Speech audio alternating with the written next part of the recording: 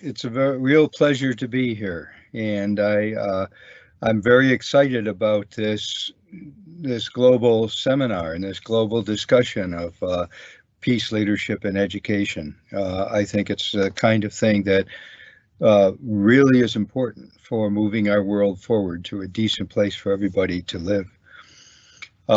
If I could have the first slide, should I request control of the slide?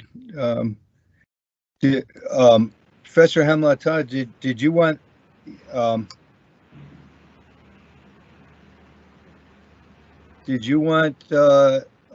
me to talk about WCPA first? Yes, sir. Yes, sir. For, Yes, sir. for a few Yes. minutes? Yes, Okay. yes, sir. With the presentation part, sir, after this inaugural, we'll move to the next session for the presentation part. Yeah. I see. Okay. Okay, yes, it's an inaugural address from your side. WCPA, the World Constitutional Parliament Association, was founded in 1958 by an earlier generation of peace activists who were world federalists. Coming out of the Second World War, as we all know, the United Nations was created in 1945, and many people around the world at that time, many thoughtful people said, this is not going to work. This is a mistake, they said, because the United Nations is not democratic. It's based on war, the capacity of the Security Council to wage war against members that it considers to be not peaceful.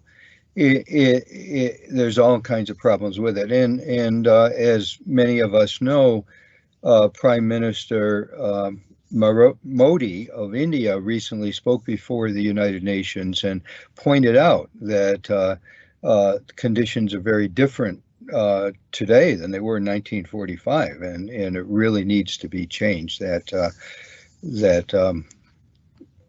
That organization. So in 19, people organized after the after the UN began operating. People organized to create a real world order that was democratic and that included and embraced everybody. And that began in 1958 with Philip Isli and his wife Margaret Isli. And they contacted people around the world. They had some funds, some resources from their business, and they contacted people all over the world from many countries and brought them together in 1968 in a big conference that took place in Switzerland to lay out the parameters for writing a constitution for the earth. And they elected a drafting committee at that time of 25 persons and initiated, discussed the parameters. What should be in this constitution? What should it say?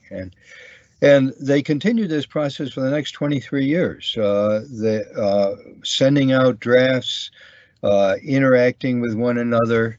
They met again in 1977 in Innsbruck, Austria, for another big meeting, and they had an initial draft of the Constitution. But even then, it wasn't entirely finished, and they met again in 1979 in Sri Lanka, in Colombo, Sri Lanka. And then finally in 1991 in Troia, Portugal, they met. From around the world, people met, and they decided that this was now a finished document. So the Earth now has a constitution, the Constitution for the Federation of Earth. So I became involved in 1995 and have worked with this movement ever since. I was always a philosopher of peace from the time I was in graduate school. In New York City, but it seemed to me that there was just something missing. I'm thinking in terms of spiritual peace. I'm thinking in terms of cultural peace. But what was missing was the organization of the world itself for peace, making the telos of the world, the direction of the world, something that was peaceful. So today, the Earth Constitution Institute has been created along with WCPA. The Earth Constitution Institute is a 501c3 nonprofit here in the United States. And the two organizations are working together, and they have a common website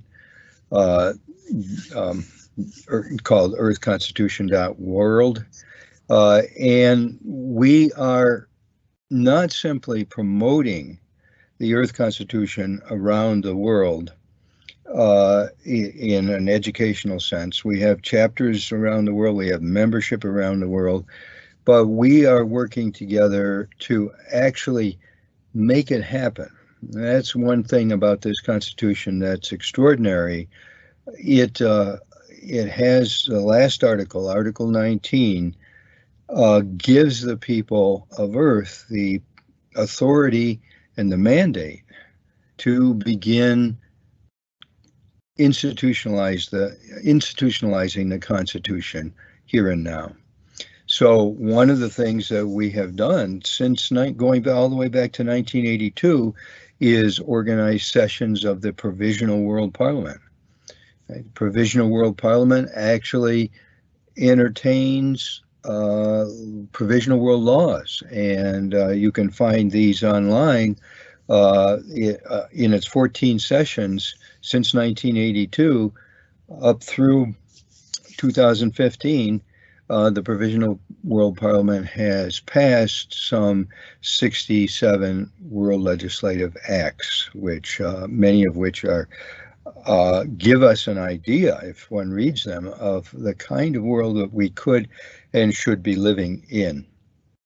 Another thing that we're doing that's absolutely fundamental is